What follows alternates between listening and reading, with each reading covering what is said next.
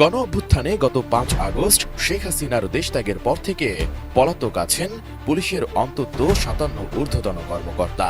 এর মধ্যে আছেন ঢাকা মহানগর পুলিশের গোয়েন্দা বিভাগের সাবেক অতিরিক্ত কমিশনার ও বহুল আলোচিত পুলিশ কর্মকর্তা হারুনুর রশিদ। কোথায় আছেন তিনি? গোয়েন্দা সূত্র বলছে, সরকার পতনের পর গা ঢাকা দিয়েছেন হারুন। নিজের বাসা, এমনকি আত্মীয় স্বজন কারো বাসাতেই থাকছেন না তিনি। ৫ আগস্ট শেখ হাসিনার দেশত্যাগের খবর ছড়িয়ে পড়লে ঢাকার রাস্তায় জনতার ঢল নামে। এমন পরিস্থিতিতে প্রাণ ভয়ে অনেক পুলিশ কর্মকর্তা তাদের পোশাক খুলে ফেলেন। গেঞ্জি বা অন্য কোনো পোশাক পরে সেন্ট্রাল কমান্ড ও কন্ট্রোল ইউনিট ভবনের পেছনের প্রায় ১৩ ফুট দেওয়াল টপকে পুলিশ সদর দপ্তরের সামনের রাস্তায় পড়েন। ঠিক একই কায়দায় দেওয়াল টপকাতে গিয়ে পায়ে ও শরীরের নিচের অংশে ব্যাপক আঘাত পান সাবেক ডিবি প্রধান হারুনুর রশিদ। পরে সেখান থেকে তিনি আইজিপির সাথে চলে যান পুলিশ সদর দপ্তরে।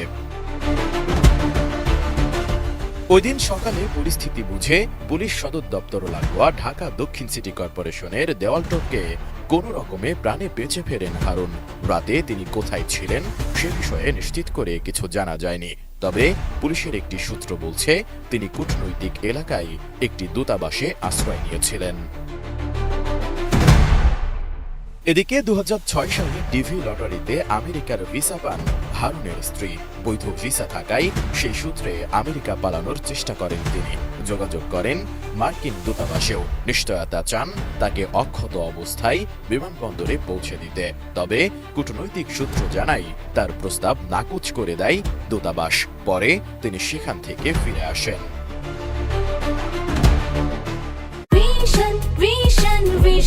100% কপার কন্ডেন্সারে তৈরি ভিশন ফ্রিজ, তাই গুণে মানে অটুট থাকে বছরের পর বছর। এরপর বিকেলে কাউন্টার টেরোরিজম ইউনিট সোয়াটের একটি গাড়ি তাকে মিরপুরের দিকে একটি জায়গায় দিয়ে আসে। সেখানে কিছু ব্যক্তির সাথে আলাপ করে বিমানবন্দর দিয়ে পালানোর চেষ্টা করেন হারুন। গাড়িতে করে বিমানবন্দরে পৌঁছেও যান তিনি। তবে বিমানবন্দরের টার্মিনালে প্রবেশের আগেই জনতা তাকে দেখে ফেললে তিনি গণপিটুনির শিকার হন। গুরুতর আহত অবস্থায় তাকে সেখান থেকে নিয়ে যাওয়া হয় রাজধানীর একটি বিশেষায়িত হাসপাতালে।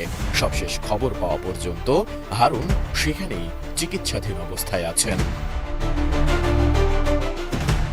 এর আগে হারুনের নির্দেশে আন্দোলন দমাতে গত জুলাই মাসের শেষ সপ্তাহে ডিবি কার্যালয়ে তুলে নিয়ে যাওয়া হয় বৈষম্য বিরোধী ছাত্র আন্দোলনের ৬ সমন্বয়ককে। পরে সমন্বয়কদের সাথে এক টেবিলে বসে খাবার ছবি ও তাদের দিয়ে আন্দোলন প্রত্যাহারের বিবৃতি দেওয়ার ভিডিও প্রকাশ করেন আলোচিত এই সাবেক ডিবি প্রধান। সে সময় হারুনের এমন কর্মকাণ্ডকে জাতির সঙ্গে মশকরা বলেও মন্তব্য করেন উচ্চ আদালত। হাইকোর্টের এমন মন্তব্যের পরেও ওই ৬ সমন্বয়ককে বেআইনিভাবে আটকে রাখা হয় প্রায় ১ সপ্তাহ। এর মাঝেই তার একটি আপত্তিকর ভিডিও ছড়িয়ে পড়ে সামাজিক যোগাযোগ মাধ্যমে। পরে ১ আগস্ট তাকে গোয়েন্দা শাখার দায়িত্ব থেকে সরিয়ে ডিএমপির ক্রাইম অ্যান্ড অপারেশনস শাখায় পদায়ন করা হয়। নতুন অফিসে সবশেষ ২ আগস্ট দায়িত্ব পালন করেছিলেন হারুন। এরপর থেকেই তার খোঁজ পাওয়া যাচ্ছে না।